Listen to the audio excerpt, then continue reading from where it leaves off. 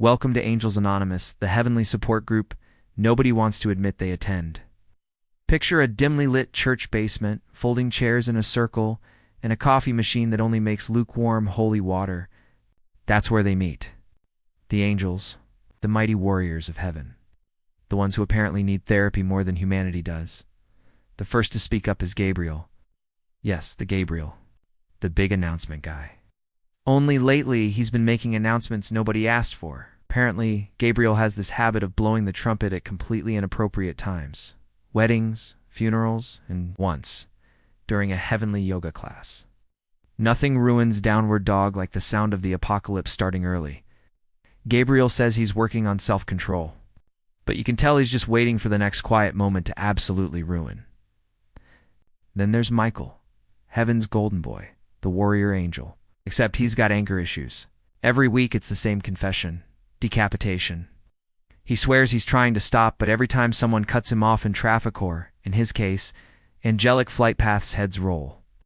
The group nods politely. But you can tell they're all secretly terrified to sit too close. Michael doesn't need therapy.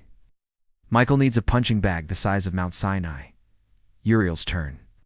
Uriel clears his throat, takes a deep breath, and admits the obvious. He's addicted to smiting. He just can't help it. Rain of fire here, plague of boils there. He says he's trying moderation, maybe just one smite a week. But honestly, nobody believes him. Last Thursday, he sneezed and accidentally leveled a village. It's not a hobby. That's a problem. Then Raphael. Sweet Raphael. The healer of the group. He's supposed to patch things up, right? Except Raphael admits that healing people has become boring. After a few millennia, bandaging broken wings and curing leprosy just doesn't hit like it used to. He says sometimes, just to spice things up, he waits an extra minute before healing someone, to feel alive. Imagine that. Immortality.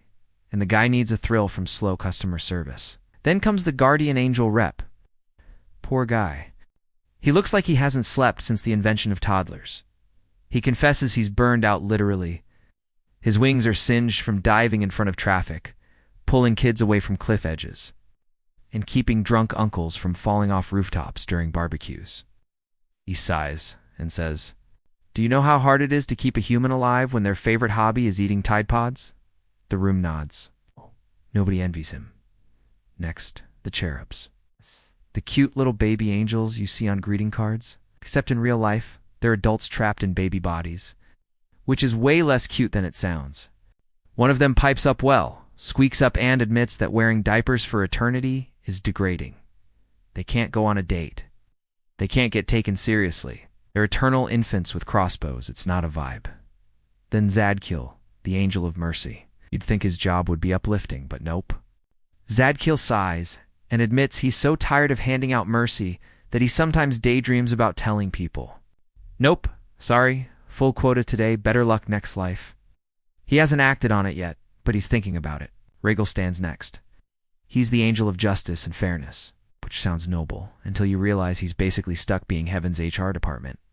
His diary entry is just, filed 3 complaints against Michael today, filed another complaint against Gabriel for noise disturbance. Nobody listens.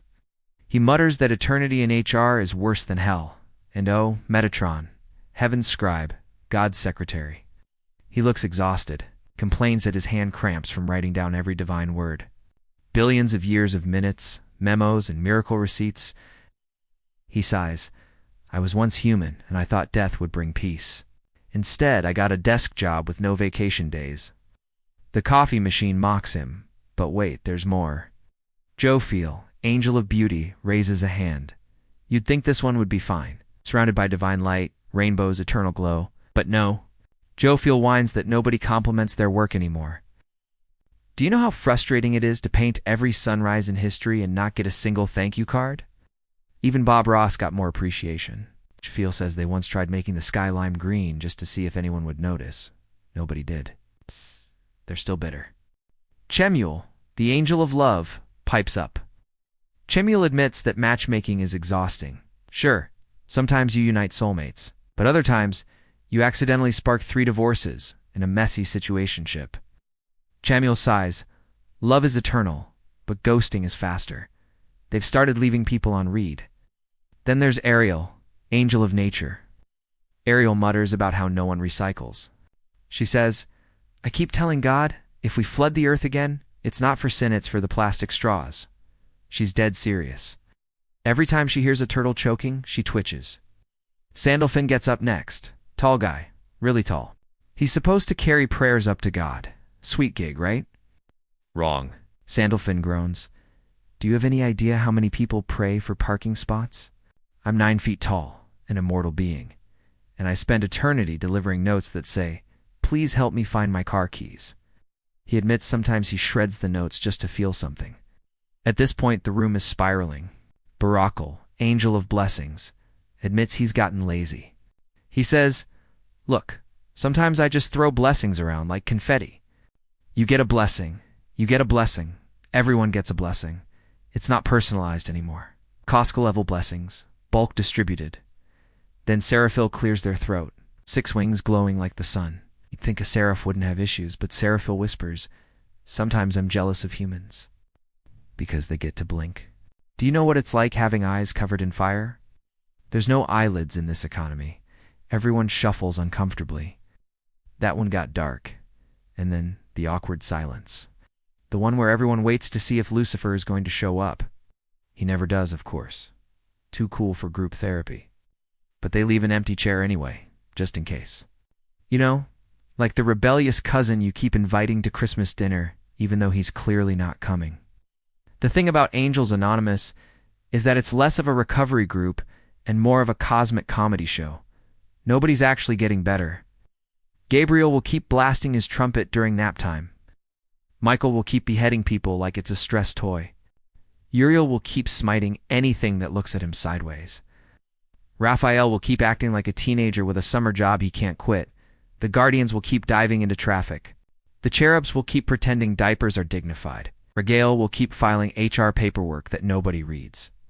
Metatron will keep developing carpal tunnel for eternity. Jophiel will keep painting skies nobody notices. Chamuel will keep matchmaking disasters. Ariel will keep yelling about straws. Sandalphone will keep drowning in lost and found prayers. Seraphiel will keep longing for eyelids. But every week, they gather in that basement with the bad coffee, confess their so-called struggles, and nod supportively at each other. Because in the end, even angels need a place to admit they're a mess. Heaven may be eternal, but patience, not so much. So remember, if you ever hear a trumpet blare out of nowhere, or see a suspicious rain of fire, or find yourself mysteriously healed, but weirdly resentful it's not divine mystery, it's just another relapse from Angels Anonymous. And tune in next time, when we peek across the street where a different group meets every Thursday night, Demons Anonymous. Spoiler. The coffee's better, the complaints are louder, and Beelzebub won't shut up about gluten-free options.